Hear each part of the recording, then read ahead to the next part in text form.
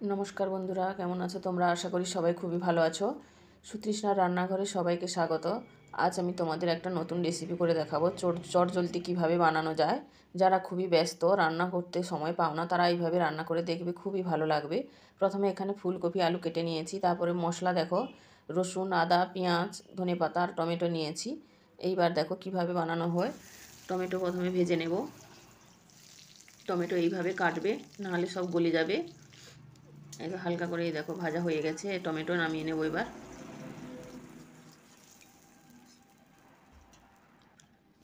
এইরকম ডুমো ডুমো করে পেঁয়াজ কাটবে, পেঁয়াজটাও ভেজে নেব, হালকা করে ভেজে নেব।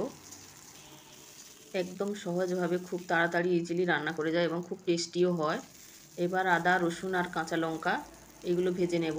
ঝালটা যে যার অনুযায়ী দেবে, যে যেমন ঝাল খেতে ভালোবাসো সেইভাবেই দেবে। আমি এখানে 3টে দিয়েছি। পেঁয়াজ দিয়েছি ছোটো সাইজের 2টো, আদা 1 ইঞ্চি, রসুন 7-8টা। এবার সবগুলো এইভাবে ভেজে নিতে হবে ভালো করে। একদম কম তেলেও রান্না করা হয় এটা। দেখো ভাজা হয়ে গেছে হালকা করে, দেখতেই পাচ্ছ তোমরা। এবার নামিয়ে নেব, একটা মিক্সিতে এগুলো পেস্ট করে নেব।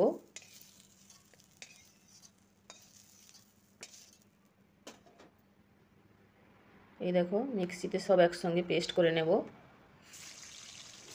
এইবার সাদা তেল দিয়ে মাছগুলো ভেজে নেব। রুই মাছগুলো আগে ধুয়ে নুন হলুদ মাখিয়ে রেখেছিলাম কিছুক্ষণ। এই পর্যায়ে যারা আমার ভিডিওটি দেখছো, প্লিজ একটা লাইক করে দাও। আর যারা নতুন, আমার চ্যানেলটি সাবস্ক্রাইব করে আমার পাশে থেকো। এই দেখো এক পিঠ হয়ে গেছিলো, আর এক পিঠ উল্টে দিয়েছি। এবার মাছগুলো ভাজা হয়ে গেছে, লাল লাল করে নামিয়ে নেব।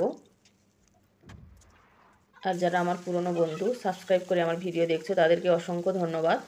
এইবার নুন দিয়ে দিলাম, হলুদ দিয়ে দিলাম। ফুলকপিগুলো ভালো করে ভেজে নেব। এই দেখো ভাজা হয়ে গেছে, ফুলকপিগুলো নামিয়ে নেব। এবার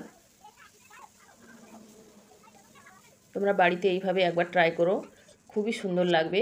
পরে এসে কমেন্ট করে জানাবে তোমরা কেমন লাগলো খেতে। এইবার দেখো সাদা তেল দিলাম, আলুগুলো ভেজে নেব।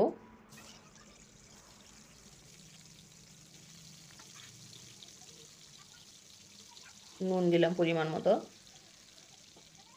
এবার হলুদ গুঁড়ো দিয়ে ভালো করে ভেজে নেব আলুগুলো। এই দেখো আলু ভাজা হয়ে গেছে।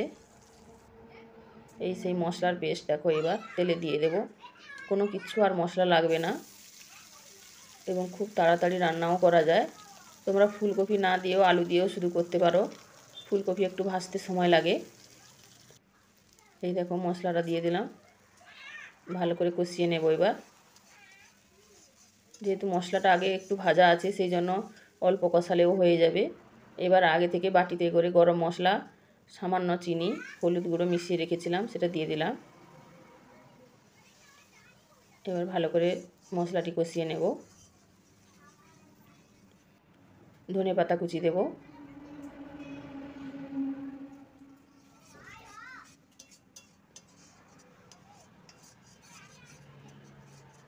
এই দেখো মশলা কষানো হয়ে গেছে। এইবার ভেজে রাখা ফুলকপি আর আলু দেব।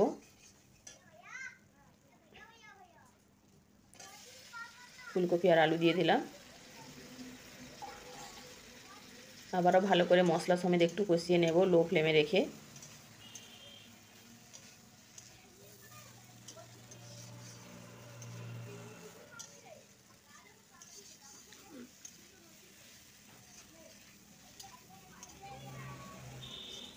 এই দেখো কষানো হয়ে গেছে।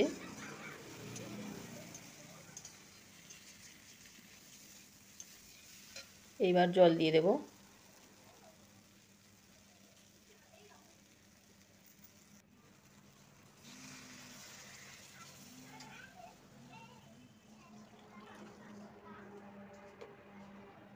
ফুটে গেলে মাছ দিয়ে দেব।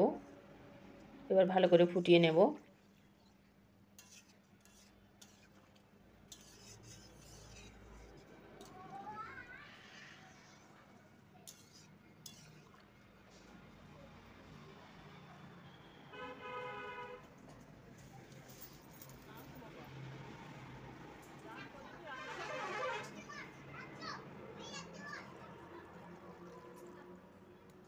এই দেখো ফুটে উঠেছে। এবার ভেজে রাখা মাছগুলো দিয়ে দিলাম, রুই মাছগুলো।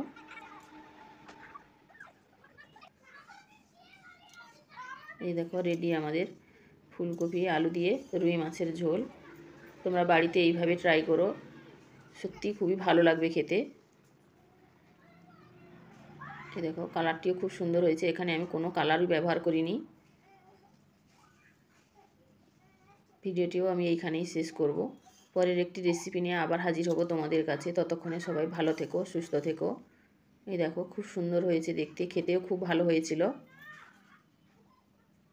Okay bye.